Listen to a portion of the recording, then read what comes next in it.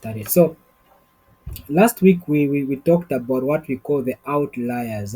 So they are going when you do your data, you're going to get things that we call outliers, which are going to be values which are either going to be very very small or very very big as compared to the rest of the of the values. So like how you treat them, you don't just dispose them.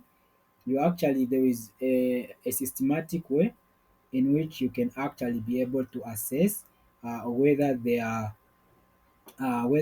actually important or they are not. So that's something that's important to take note of. So having done that, we can now proceed to the rejection of results. So for the rejection of results, again, that goes for the same thing. Remember, you've got an outlier, and we talked about that last week. So an outlier, you've got that outlier. Now you want to assess to say, is this outlier actually acceptable, or maybe it's just way way off range. So for you to reject a result or result, you use what we call the q test. And remember, like I said last week, you have to know what these tests are actually for. Okay, so to determine whether you have to reject or accept results, use the q test.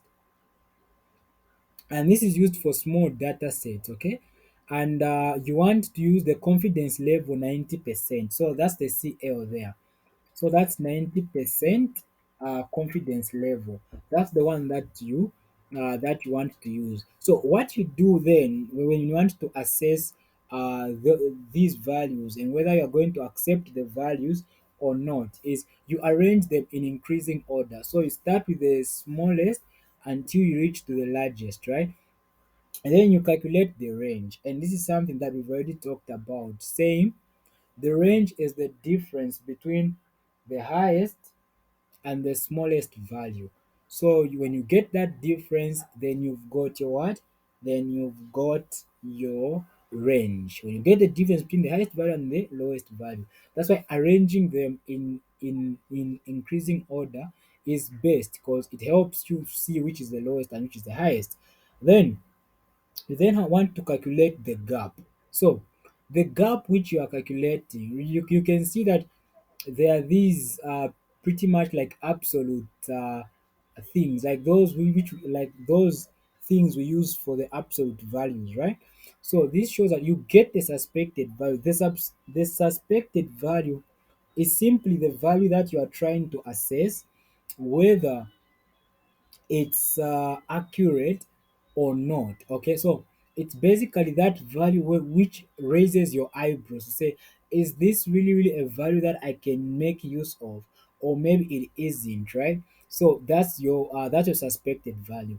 Then you subtract it from the nearest value. So meaning that if this value is very very small as compared to the others, meaning you have to subtract it from the or you have to subtract the nearest value. So meaning if it's very very small as compared to the others, meaning you subtract the lowest value. And if it's very very large as compared to the other values, meaning you have to what? You have to subtract the largest value. But the key thing is that you are subtracting what? The nearest value to this suspected value. Okay, so that's the point there. Yeah. So now you then have to calculate now the Q ratio. So the Q ratio is that gap that you've calculated. In short, that value that you've calculated by subtracting the suspected value minus the nearest value, and you see that there are those symbols for absolute value. So whether you get a negative answer, you write it as a positive answer because of absolute. Then what you do is you divide the gap over the range of your data. Then once you do that, what you've had is then your calculated Q ratio. Then the Q tables are available. Just the same way a student test table is there and these tables are there. So there is even going to be the Q table. So what you do for the Q table is you go and typically we use the confidence level 90%. So you go on the Q table and then you check the tabulated value. Is it how is it relating to the Q value that you've calculated? If you find that that the Q value that you've calculated is greater than the tabulated Q value, then you reject that value as an outlier, or rather, you reject that outlier. Okay, then that's one test. The other test is the grabs test. So the grabs test, this again, it's also used to assess whether to determine whether an outlier should be rejected or retained. So what you do for these is that you calculate the mean of the data. So meaning you add all the values that you have, and then yeah, you divide by the number of samples that you have. Then you of course, yeah, so you've calculated the mean, you calculate the standard deviation, and then you calculate your G. So G is simply, again, you can see that it's an absolute value where you get the outlier minus the mean over the standard deviation. So they are just trying to assess to say how really is this value different from the mean, or from the average value. That's what your mean is, huh? From your average value. Then once you do that over standard deviation, and we talked about how to calculate standard deviation. So and you see that that G, that's that difference between the outlier and the mean, that's an absolute value. So it doesn't have to be a negative number. So you just get the number. If it's negative, make it positive. Okay, yeah, and if it's positive, of course, just leave it positive. So that's a point that's important there. So once you do that, you get you get your calculated value of G, and the G tables are there. If the value that you've tabulated is greater than the sorry, if the G value that you've calculated is greater than the tabulated G value, then you reject that outlier and say this definitely cannot be part of my answers. Then performing the experiment, so there is a detector. So the detector, this records the signal, that is change in the system that is related to the magnitude of the physical parameter being measured. So what simply means that whenever you are doing the experiment, let's say a titration, okay, there is a detector. So this could be, maybe you call it that indicator, that phenolphthalein, right? That's going to record the signal. That it can measure physical, chemical, or electrical changes. And sometimes, let's say there are certain experiments where to detect maybe whether something is acidic or not, you use a blue litmus paper, isn't it? So that's a detector. It's something that will be recording the what? That will be recording the signal. The signal being the change in the system that is related to the magnitude of the physical parameter being measured. So it could be maybe when the reaction is taking place, maybe the solution becomes more acidic, or it becomes more basic, like when you're doing the titrations, right? There is a change that occurs there. So that's something important to be able to take note of. Then there is the transducer or the sensor. So this is the detector that converts non-electrical signals to electrical signals and vice versa. So let's say for instance you are doing like the topic that will be starting thermochemistry, right? There is the anode and there is the cathode, and then you're going to put a certain let's say maybe something there that's going to convert those chemical signals that are happening to give you what? To give you an electrical signal. So you can picture it like that, or sometimes it can be vice versa, right? So but that's a transducer. So it's simply a detector that converts non-electrical signals to electrical signals, and that's why you can do a redox reaction.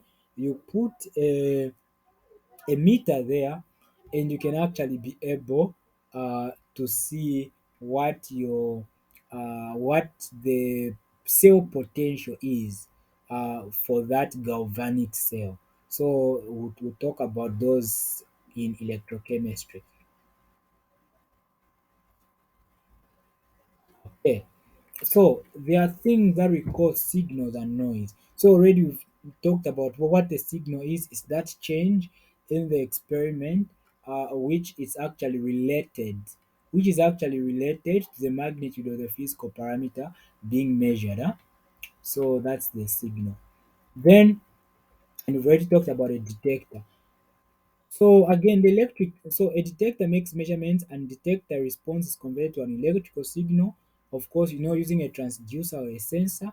The electrical signal is related to the chemical physical property being measured, which is related to the amount of analyte.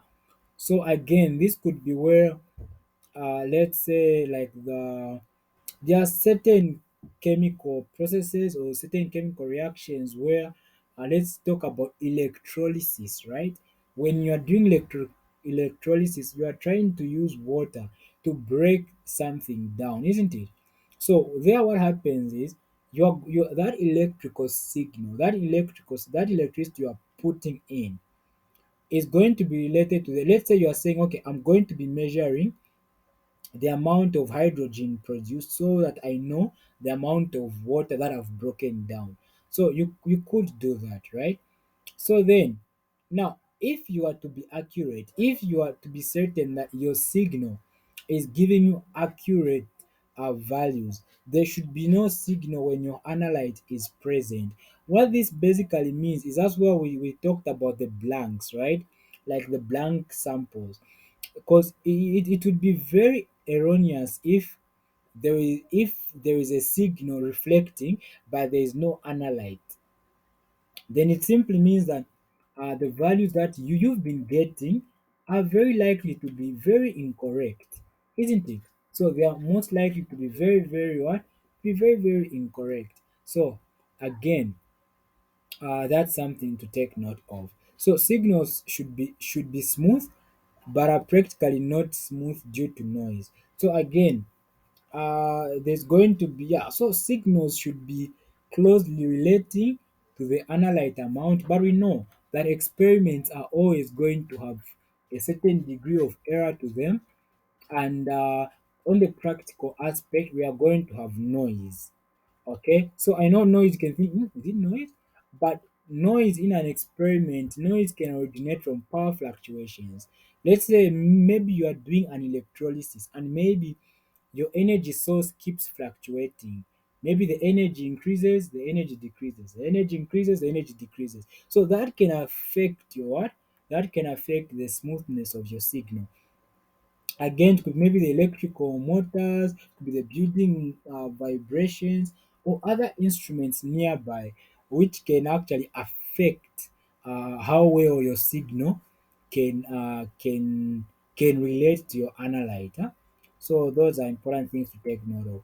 So because we know that noise and noise being those things that we've talked about, since we know that noise can affect our experiments, so then we always want to find or to quantify at least by what margin is going to affect our data.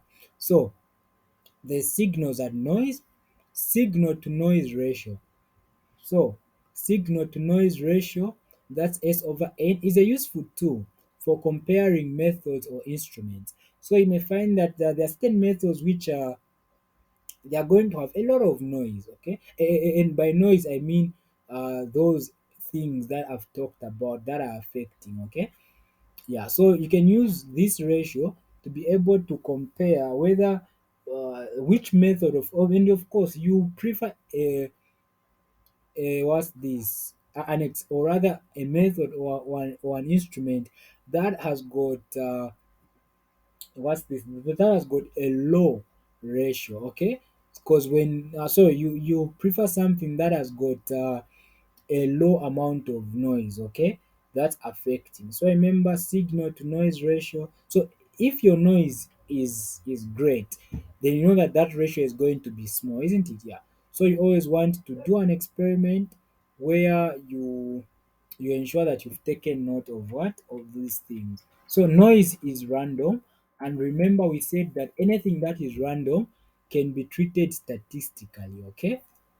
So because of this, signal can be defined as the average of or as the average value of measurements, and noise can be defined as the standard deviation. So what this basically means is what signal is basically the the values that you are going to get when you've done the calculation, right? So those are the values that you are going to get. So you can pretty much put it and look at it as the average value of measurements, especially when you are trying to find the signal to noise ratio of a method of or an instrument. Then noise can be seen as the standard deviation, right? So you're trying to say, by what margin does this particular thing affect my what? Affect my values. Okay, so that's something that's important to take note of. So there we have it. Signal, it's pretty much defined as an average. So you see there the symbol for the mean. Then for the noise n, it's you see it's s, small letter s, lowercase s, which is signifying standard deviation. Then there are going to be types of noise. So the first type of noise is the white noise, of which under the white noise there are two types as well. So you are going to have the thermal noise, which is due to random motions of charge carriers, electrons, which result in voltage fluctuation. So what this basically means is you are doing an experiment uh, with, let's say, a battery, and then maybe that battery, I don't know, maybe due to something that happens, maybe it keeps fluctuating the output of the voltage that it's releasing. So that's going to affect your signal, especially if you are doing electrolysis, because you'll find that at one point your signal may increase, may decrease, because the amount of hydrogen being produced, like for instance when you're trying to break down water using electrolysis, so you see that the amount of hydrogen that you are looking at may decrease because there's a problem with your what there's a problem with your voltage of the battery you're using. Then there's a short noise. So this is when charge carriers cross a junction in an electrical circuit. So this is where you've put your circuits together, but then maybe it could be the cables that cross a junction and maybe they cause a malfunction. Yeah, they cause a malfunction, and so that can affect your power output.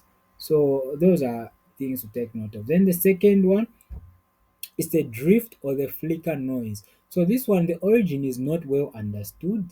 So yeah, that's about it. Then the noise due to surroundings. Again, this could be due to surroundings, vibrations. You can imagine you are doing a titration and the lab is shaking, or you are trying to look at the burette or the pipette, then your friend keeps hitting the the lab bench and it's shaking. So you can find that there you can have menisci errors, huh? You know that meniscus, huh? So you can have errors like that. You call them what? You call them the parallax errors? Yeah, that's what they are called. So you could have those things affecting your values. So signal is enhanced or noise is reduced or both to increase that ratio. So you see that ratio is what? Signal over noise. So if you are to increase this ratio, it can either be you increase the signal or you reduce the noise or you increase both. That's how you can increase that ratio. So that's something that's important. And remember, when the ratio is increased, the better. Because when the ratio decreases, that means that your noise is high. Okay, and you don't want your data with a high amount of noise. So that's about it. Then we now talk about the calibration case. We only remaining about 9 pages, huh? But we have to do some calculation because I saw the question in your tutorial sheet on this topic, and I think that question would be very, very helpful. The one for drawing a a regression line. Okay, so calibration curves. So calibration, this is the process of establishing the relationship between the measured signals and known concentrations of analyte. So for instance, whenever you are doing your titration, there is someone that already did the titration way back and actually standardized certain things, right? and standardize the same thing so much that that's what you use to uh, to standardize a procedure. Remember, we talked about if you are forming a new method of calculating, you go and get standard concentrations, standard solutions with whose concentrations are known. And then you can do your procedure. If you see that you are getting close values, then you know that your method is reliable. If they are very far off, then you know that they are not reliable, right? So calibration standards, you this is known concentrations of analyte. So what you basically do is that calibration standards at different concentrations are prepared and measured. So basically, how you prepare these are, remember what we are doing from stoichiometry. You say what mass of this is required to have a concentration of zero point 0.2 molarity in 2 liters, so it's just basically that. So you calculate the number of moles of the solute, and you calculate the mass, and then you just mix that solute and that volume. That's going to give you zero point 0.2 molarity. So that's how you make the standard solutions, huh? Then when you've done those standard when you've done the calibration standards, then you are going to plot the magnitude of signals are plotted against concentration. So this is going to give you an idea to say, oh, so maybe let's say when my experiment, when I get this degree of a signal, then the concentration is this. In short, it's a way of trying to relate between the signal and what, and the concentration of the substance, because there are certain procedures where the concentrations may be too small that you it's better when you're relating them with the signals. So that's an important point there. Then after this, you then uh, have to form an equation which is going to relate your signal and your concentrations. And the beauty about this is that once you've got this equation, you can use it to determine the concentration of a known analyte after measuring its signal. So it's very advantageous because then you may not have to repeat the entire procedure, but you just simply put in the value for the analyte, and using that particular equation, you can actually be able to calculate these things. And so it is that particular equation that we are going to start looking at. And we look at an example just to see how the question in your tutorial sheet can be answered. Because I looked at your tutorial sheet and I saw the question. So many calibration curves have a linear range with the equation. So you see, that's just the normal equation of that's a straight line. Yeah, it should be a straight line. That's linear. The method of least squares or the spreadsheet may be used. So m is the slope. So we know slope is the same as the gradient. Then b is the vertical intercept or the y-intercept, where the curve crosses the y-axis. Or that's the signal, isn't it? So the signal simply means when this, perhaps you can see this, my the arrow that I'm trying to point.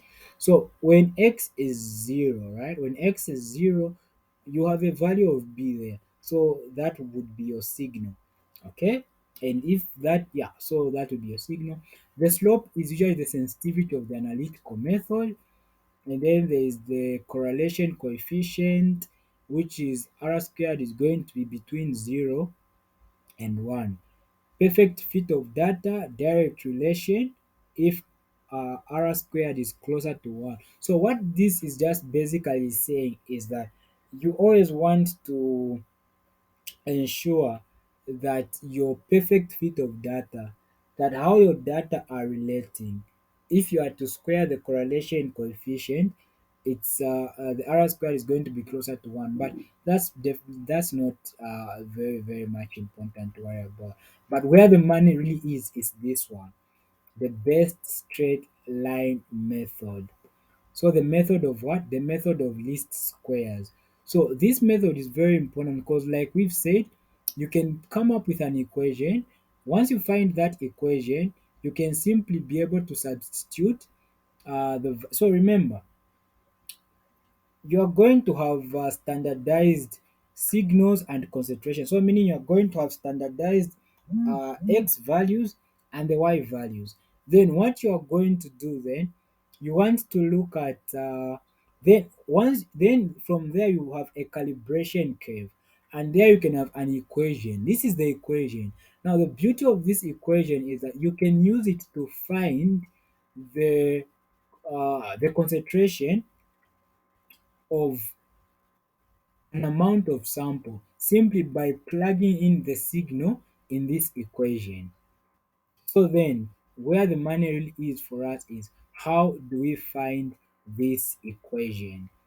So we use the method of least squares. So here you're going to find when you plot your data, right? When you plot your data on a graph, so I'm going to project this in a short while so that people can just be able to follow through. So, but yeah, anyway, but we'll project that later on. So, the method of least squares, you're trying to find the best straight line. So, what this simply means, the best straight line is if you've got a number of values that you've plotted, okay? So, let's say you've got a number of values that you've plotted, quite a number of values, and then you are trying to find, okay, let me just admit myself so that I can so that we can project this. Okay, great. So for now I'm just going to stop sharing this, and then I'm going to begin sharing my screen so that people can, okay, then let's first explain this, then we'll continue later on. So if you've got a number of values, okay, so let's put it like this.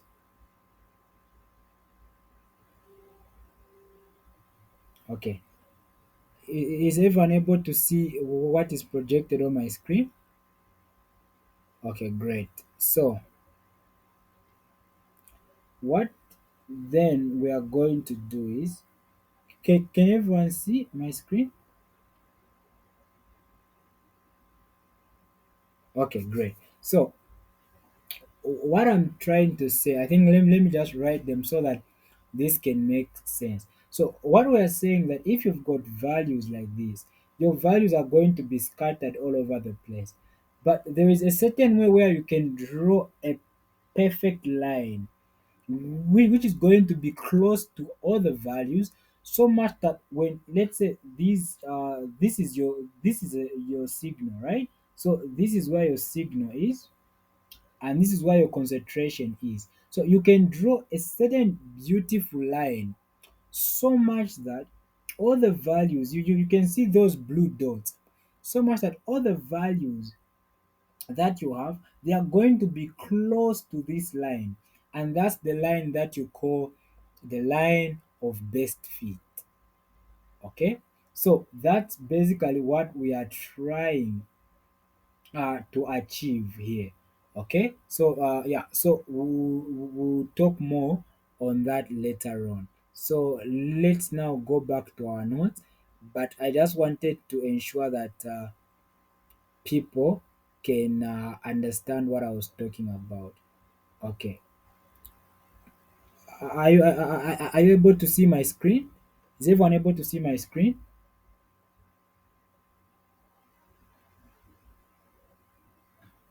Okay, great. Okay. So then, having done that, so that's what I wanted us to see, and you see the importance when we look at an example in a short while. So, you adjust the line to minimize the vertical deviations. Only vertical deviations are adjusted because experimental uncertainties occur in y values more than x values. So what does this mean? Excuse me. It simply means usually when you are doing your titrations, you don't have many errors in maybe getting the mass of the sample or making solutions, but it's in finding those particular values.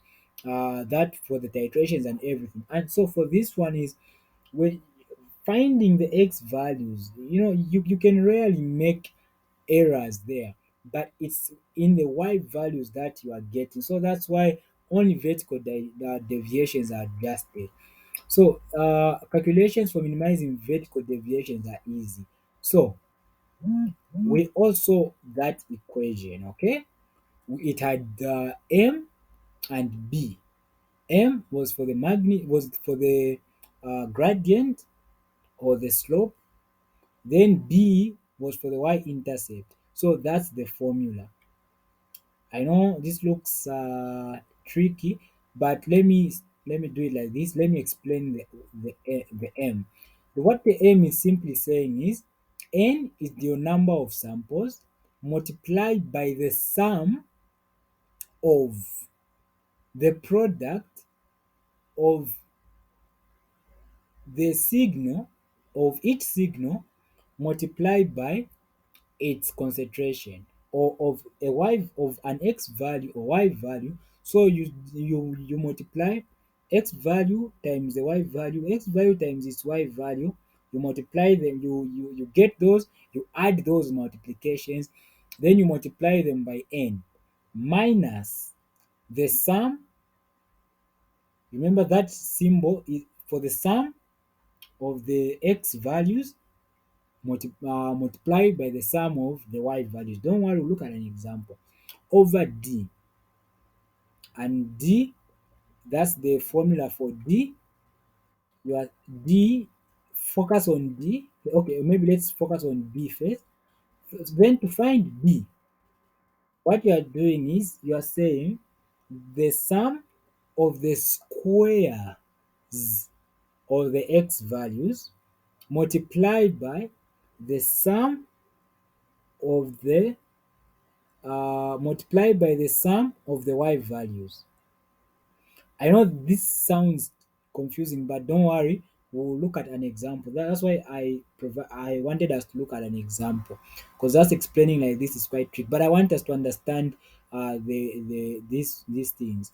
And kindly just have your calculators close by so that you can help me as we'll be looking at our example, so that we can do it quickly, and maybe we can even start thermochemistry because we're only remaining about with like 4 or 5 pages.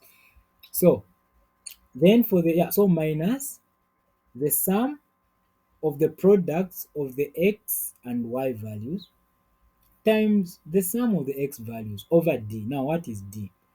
D is the number of samples multiplied by the sum of the squares of the x values minus the sum of x values squared. Get the difference there.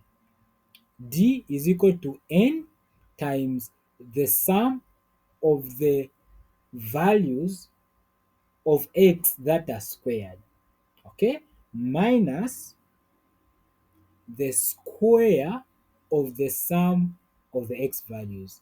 I hope we can differentiate those. So when we know the m and the b, we can calculate the equation of best straight line. Okay, so that's about it. So now, let's now calculate this. So there you see, that's what I was basically talking about. So that's about it. So now let's now look at an example. So let's now look at an example so that everything can then make sense. I know we've really done a lot of exam, or really done a lot of theory. Let's do some calculations. And this question, please, let's pay much attention because there is an exact question in your tutorial sheet. So let's take very much note of this, and please just ensure that you've got your calculators nearby so that we don't take a lot of time. Okay, so let's start. So just have your calculators nearby. So just remember the equations or the formulas that I gave you. Just remember the formulas that I gave you. But don't worry, I'll be able to guide you through it all. So what you how they'll give you the question, and that's how your tutorial sheet question is. They'll give you x values and they'll give you y values. Then so for the x value 1, you've got 42, you've got 42, then 3, you've got 50, then 10, the y value is 75. So this x can be maybe the age of the chicken to the weight of the chicken. It could be anything. Okay. Then 16 is, so that's that. Then 26,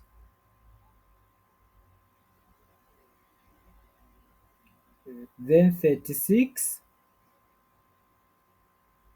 Okay. So now how you do this is, now remember that to find our wonderful equation, remember that we had to look at quite a number of things. So what first you want to figure out is that the number of samples. So the number of samples that you are looking at is very, very important, right? So the number of samples is what? One, 2, 3, 4, 5, 6, right? So you've got n is what? N is 6. That's very important. So you've gotten your n as what? You've gotten your n as 6. Now, what is next? So now what then comes next is we then talked about how you calculate your m. Okay? So how you calculate your m, we said m is uh n, or we can put it, let's put it capital so that we can have uniform things. So n, sum of y, x and y, minus sum of x that, or sum of x values and sum of y values over d. So I'm just going to put my d here so that we can, I'm just going to put what the d is, and then we'll be good to go. So again, for these things, the more you practice, the better you get. I'm not, but I think for these things they should give you the formula. But anyway, you will never know. So if you can know the formula, the better for you. So now that's how we are going to calculate the m. Then for the b, we'll do it that because we know that our equation has to be what? Our equation has to be mx plus b. And how your question in the tutorial sheet is, it then goes on to ask you to say, after you found the equation, this, then they then give you a value of x and say what will be the value of y, so that if you found a wrong equation, you get it wrong, you get wrong things twice. So that's about it. So now how to make your working easy is that even before you start writing these equations, it's best that you handle certain fundamental things, uh, like you handle certain fundamental things. And what you want to deal with first of all is you first want to deal with these things. So you've got your n, then you want to find the sum of your x. So can someone, so in short, you're just adding your what? You're adding your x values. Can someone give us a value?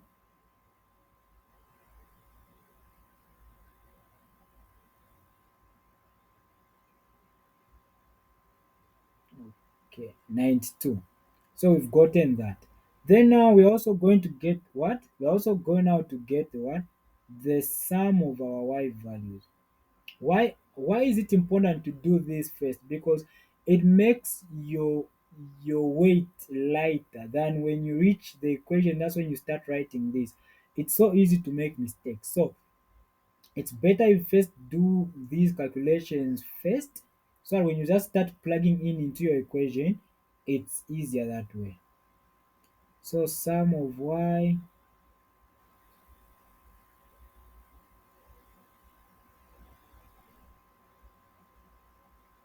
150. So take note of this because this question is in your tutorial sheet. Not this particular. Okay, great. Then okay, so yeah, then now let's get this. So what this means is you are squaring the x values, then adding them. Okay, so you are squaring the x values. So basically what you are looking at is this. So you square 1, you square 3, you square 10, you square 16, you square 26. And in case you are wondering which question this is in your tutorial sheet, it's the last question, huh? On tutorial sheet 4, or the tutorial sheet on unit 4. Then your total is going to be 2338. Then you now get sum of y squared. I know these numbers are large, but that's how the questions are.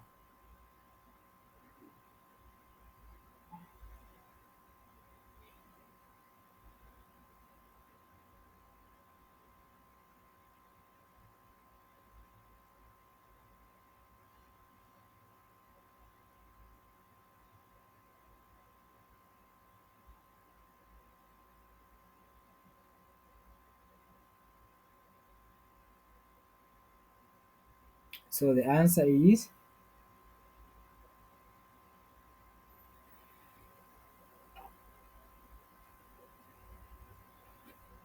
having done that, what other thing do we have to look at? Remember that our equations even have something like this. Sum of the multiplication of each x value multiplied by its y value, isn't it? So multiplied by its y value. So let's do that. Let's do that. So 3 and 40, or 1 and 42.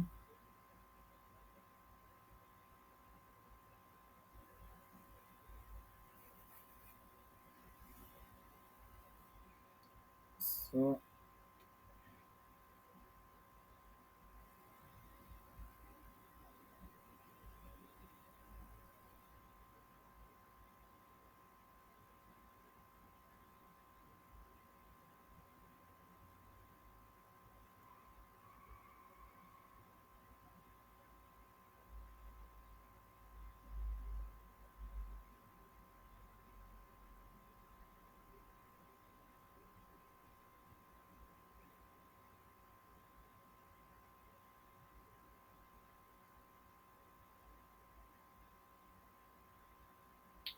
okay. So having done this, then we are pretty much now set to start. So then once you do this, you are just basically just going to substitute these things into the what? Into the equation. So then what then you do is you just start putting, let's use blue so that we don't mix things up. So you see m is n sum of x and y, then sum of x, sum of y values, then over d we said d is that n. Then take note there's a difference here. This is the what? This is the, so this is, okay, so you see this is the uh, sum of the squared, okay, and then minus the what? Minus the sum of x squared. So get the difference there. The first one is you've squared the x, then you add them. Then this second one, the one that I'm underlining, that is, you you get the sum of x, then you square it. I hope we've gotten the difference there. So let's then I would want some vigilant people to help us. So n is 6. Then this is sum of x and y, which is 13,642.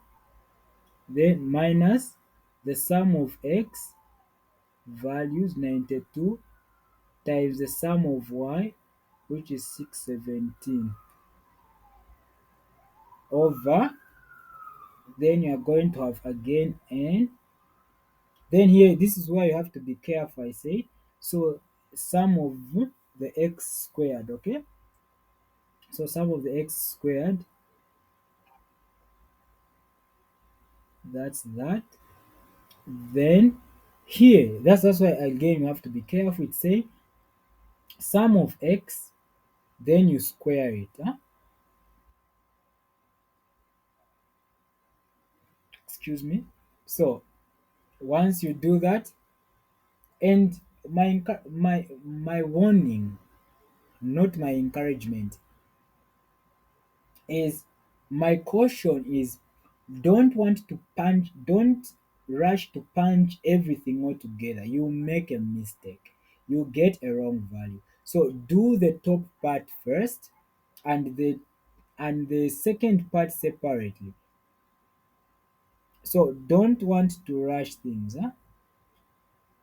So don't rush things.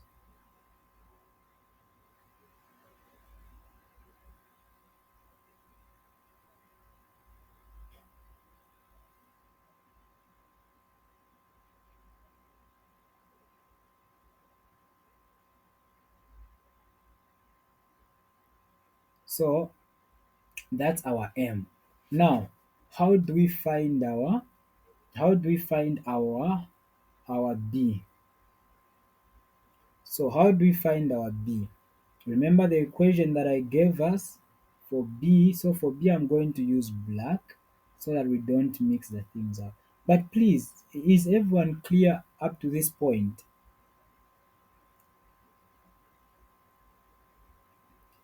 Hello? Is everyone clear at this point? Okay, okay.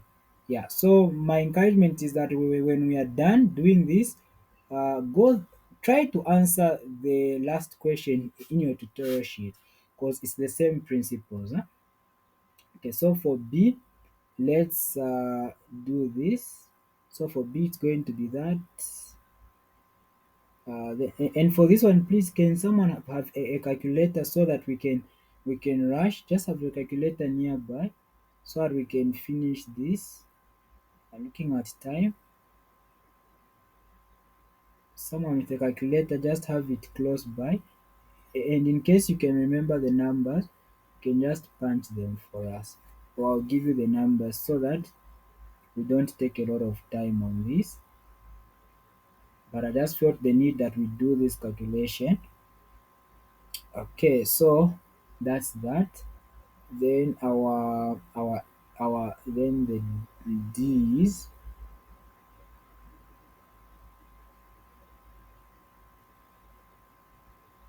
minus. Okay, great. So I want somebody just to with a calculator just to help me be vigilant on this. So let's start. So we are saying that's the sum of the x squared, isn't it? So the sum of the x squared is what? 2000, 2338, then multiplied by the sum of y values, which is 617. Please, someone with a calculator, kindly help. Then here it's saying sum of x times y, which is that, multiply sum of x. So can someone just give us what this value is? Yeah, so that we can write it as our numerator. Then denominator, our n is 6. Then e squared, it's going, no, e, okay, that it's going, so this simply means the sum of the x squared. Huh? Please, can someone give us the answer for the numerator?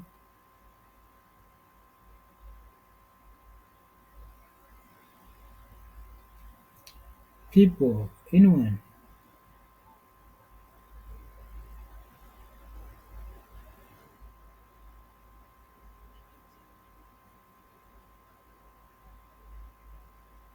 You're saying?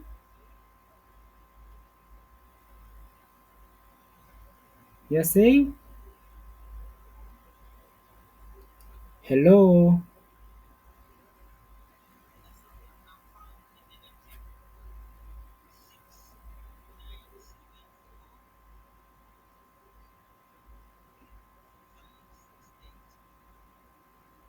Hmm.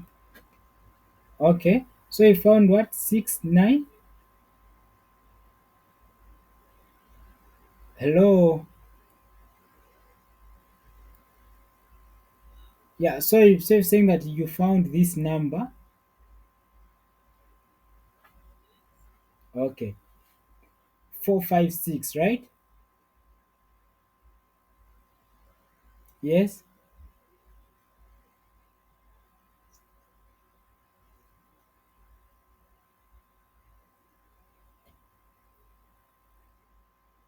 Where? Oh, oh my goodness. Oh yeah, it's supposed to be 92, right?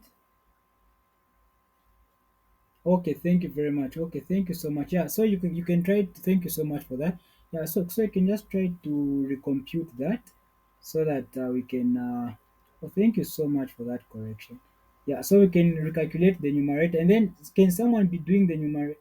I think the denominator, since the denominator is the same as what we had from the first one, it's still going to be 5,564 for the denominator. Okay, so can someone give us the numerator quickly before time runs out so that we can finish this one?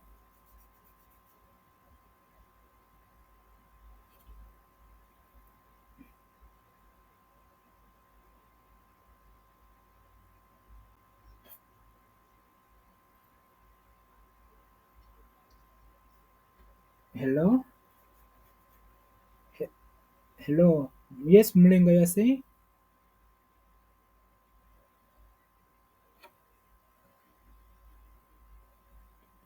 Okay. Can you divide the what's this into it? The numerator, the denominator into it?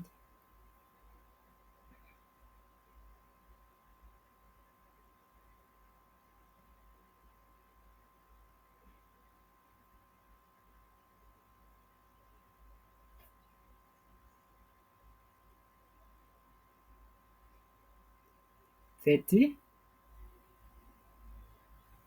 Yes?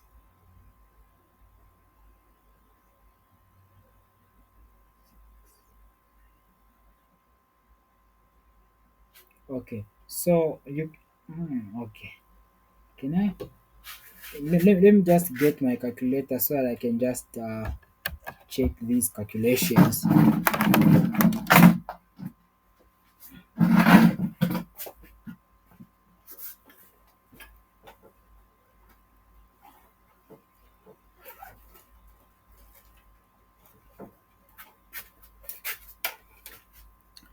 Okay, so let me just get my calculator. Let me just go because yeah, it's 33, but the ending is the one which is a little bit different. So that's 2,338, 617. Then that's 13,642 times 92. Okay, then that's okay. Okay, no, that's fine. That's fine. That's fine. That's fine. Don't worry. That's fine. Okay. So that's our value of what? That's our value of b. So then what is our equation now? Okay. So what is our equation? So then what then you do is, since we've got the general way of how our equation is. So let me use red. So you're going to say our equation, remember, was that mx and b. So what you are going to do is you are going to have our equation. What was our m? Our m was 4.51x plus, you can put same decimal places anyway. If you want, you can do that. Yeah. So that's how you can calculate that. Then now, like your tutorial sheet says, that should be question one. Then the second one, they will then ask you to say, what's the value of y if, let's say, x is 12. So so what they would say, let's say for instance, the question value, let's say the x values are representing the age of the cows, then the y is representing their weight.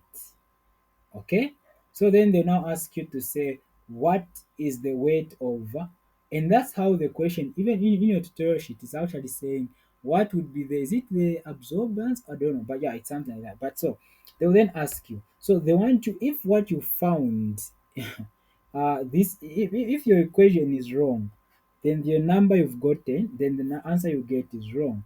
So you say, so you put x there. So what you do then, you say 4.51 times 12, then plus 33.7. So it's going to be what?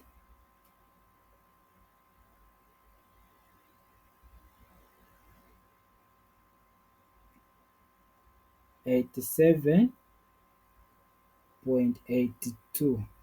So it can either be kg, but anyway, just right, since they've not given us units, we can, so meaning that this is a calibration what?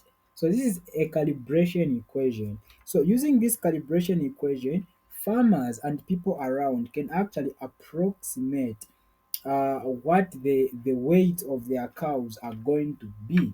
So this is very, very important when it comes to agriculture and things like that. So I hope we are able to appreciate just how important these things are. So my encouragement is, while these things are fresh in your mind, attempt that question in your tutorial sheet, and I'll upload that tutorial sheet for Unit 4 on Google Drive so that people can be able to go through it and appreciate what we've done.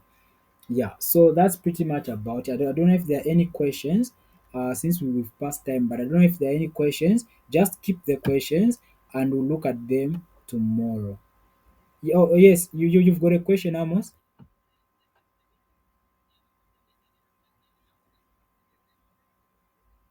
Which ones? Oh, for the, okay. So, for those